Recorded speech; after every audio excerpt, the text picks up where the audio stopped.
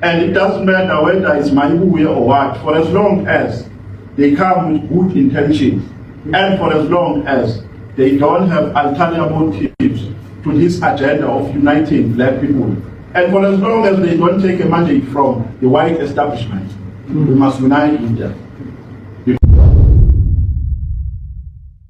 Which is currently a national crisis. We must unite because we share the same constituencies. Where I come from, there is no member of the DA.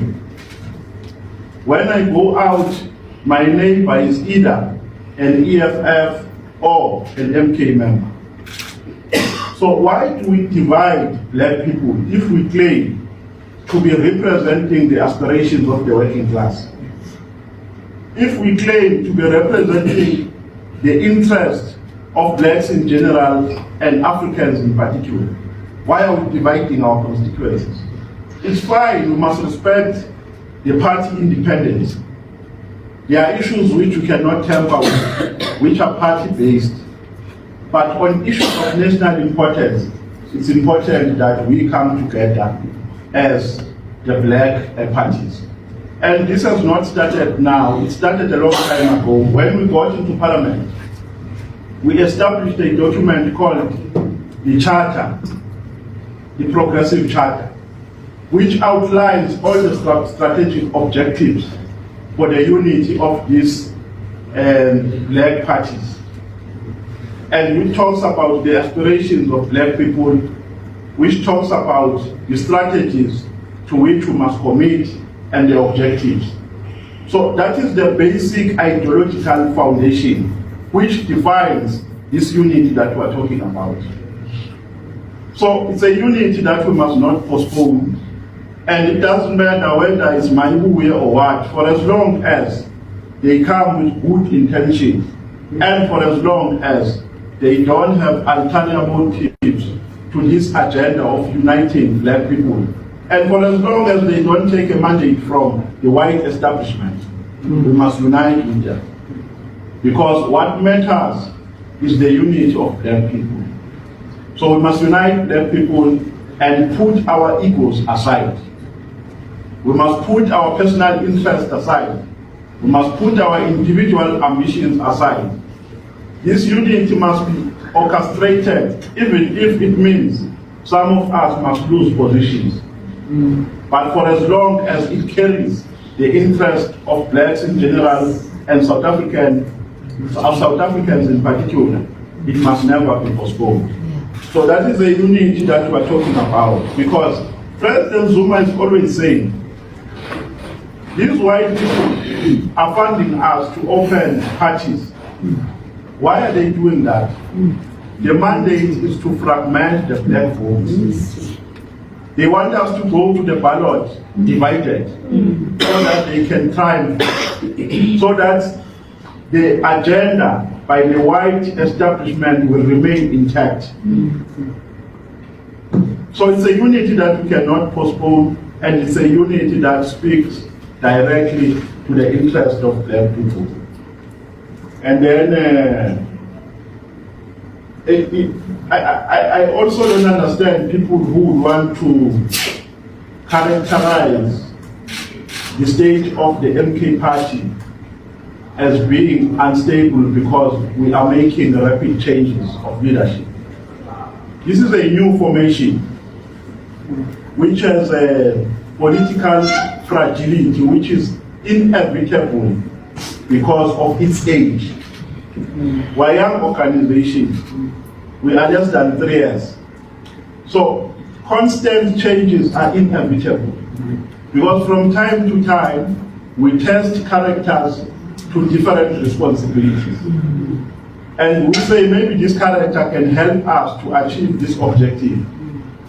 And if we realize that the character, because we're still trying to study different modalities towards achieving a united and disciplined force of the left. And if we realize that this character at this stage does not take us to where we want to be, we make changes. And there's nothing wrong with that. So where do you take this instability? Where do you draw it from? Because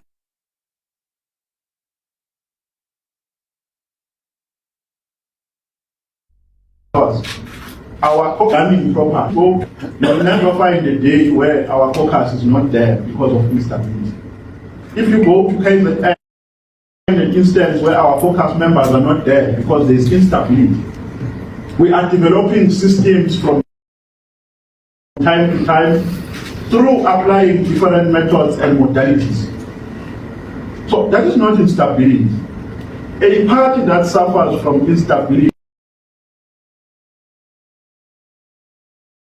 is a party that cannot even conduct its business, its core business. You see, while having a media briefing here, comrades are full here wearing a regalia. They are charismatic, they are energetic, and they've been energetic since the inception of this party.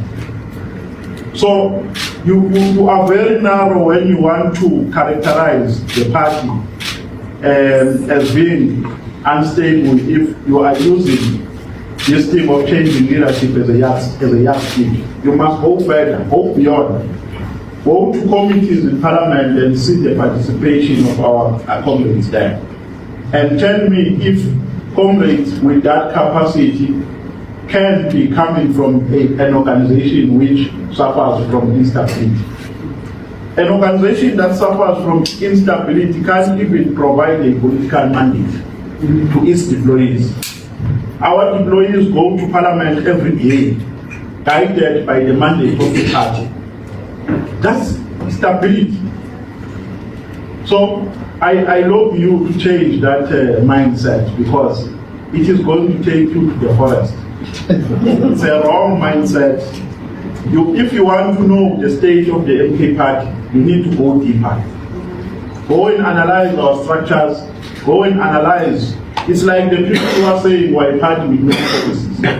They don't know that in 2024 we went to Bella Bella. There are policies that are in place which are defining the ideological character of the MK party. We're an organization which subscribes to Pan-Africanism. We adopted those policies, and we're saying now we must go back to the policy conference so that we can comprehensively define our aims and objectives and comprehensively define our ideological character. Because the political dynamics are not stagnant. They change from time to time. So it's important for the party to revisit its policies as society continues to mature. So it's a wrong narrative that you must dispense with. Leave it to lazy thinkers to drive it. It's a wrong narrative, it's far-fetched, it does not exist. Even if we can be changed tomorrow, we can be changed or we can be removed. We're not going to view this party as a party with no stability, because we're removed from positions. And one thing that we have never done to suit this narrative is to go deeper into the reasons that led to the removal of the people who have been removed. I'm sure we have never done that, comrade. You are just taking headlines that this one has been removed and therefore there is instability. That one has been removed and therefore there is instability. That is wrong. The role of investigative journalists and journalists in general is more complex than that. It's more broader than that. You can't rely on headlines. If SABC says Mwango has been removed, Nomvalo is in, then the party is not suffers from instability. Go deeper. What has led to the removal of that comrade? What has led to the appointment of this comrade? How is this comrade going to carry the mandate of the MK party forward? What qualities does he have that the other does not have for this particular task? I think that is what you must do, so that you will have a narrative which carries some substance. And then I do it. On international relations, we support anything that lodges and onslaught against, and successfully so, against the neoliberal Western agenda. It's for the first time Donald Trump doesn't know whether he's going or come, or he's coming or going. Just last week, they attacked the nuclear base in Iran. So America is a bully. We know that they are a bully. Donald Trump is a bully. He's a lunatic bully.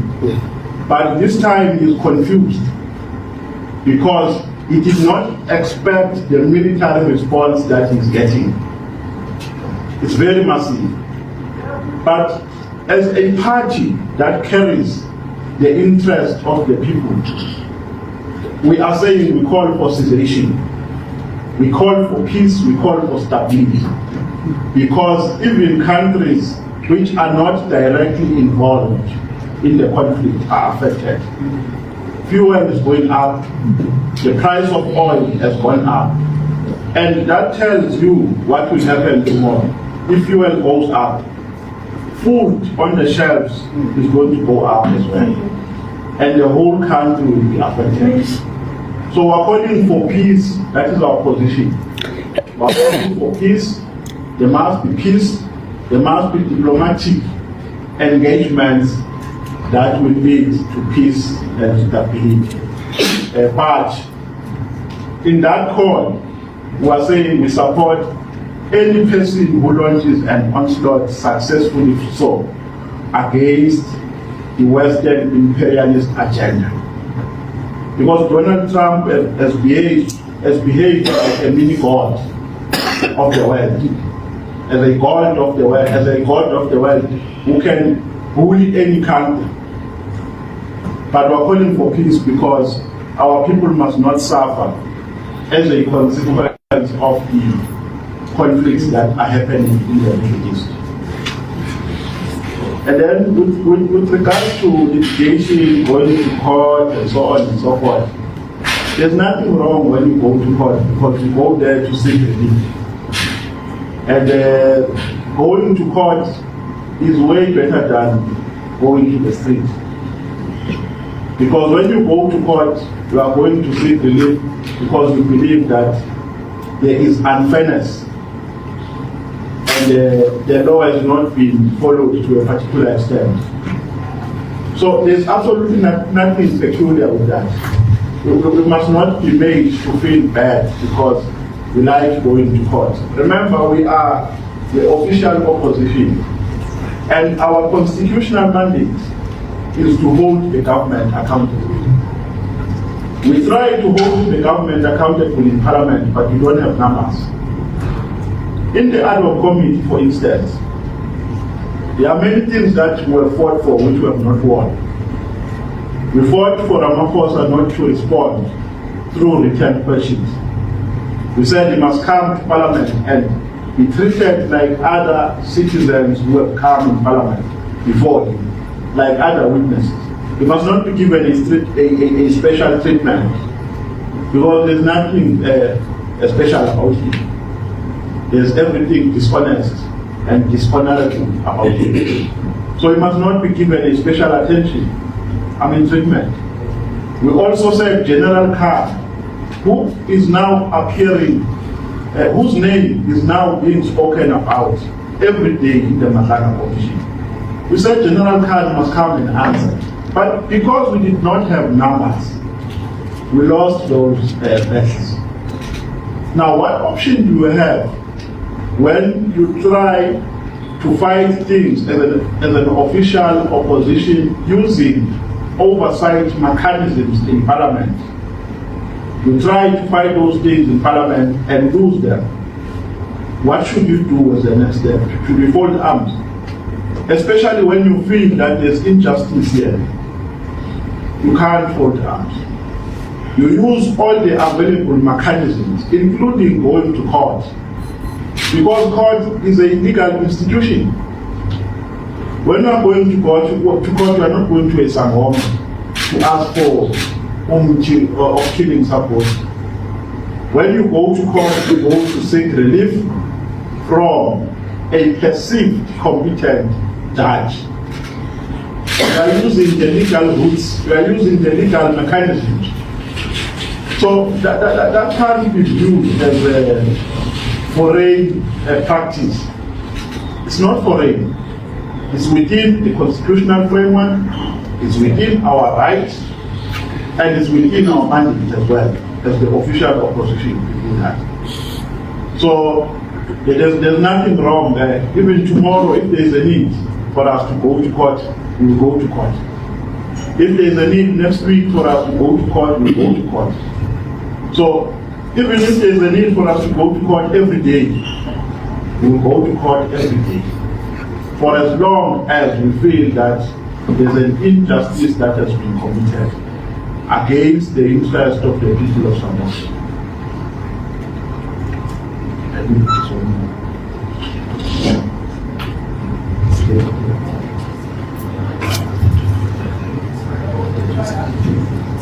Is there anyone else that wants to ask?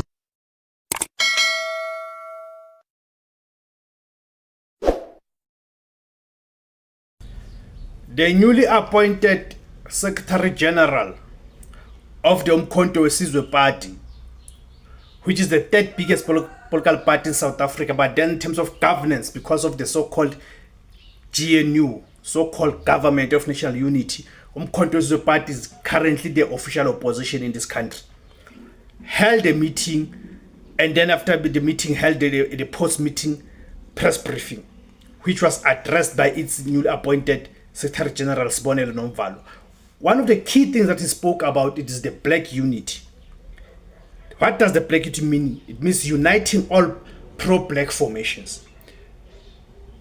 So the key takeaway is that he say they are open to working with the Africa Mayibuye. You know that Africa Mayibuye is a political party that was established last year by the former uMkhonto weSizwe Party Secretary General Floyd Shibambu, who was expelled from uMkhonto weSizwe Party. So I'm not sure what you guys make of that. And if you are in the Mayibuye, or you are a voter or a supporter or a member of Mayibuye, will you be open to working with uMkhonto weSizwe Party? Meaning, will you be comfortable if Mayibuye was to work with uMkhonto weSizwe Party?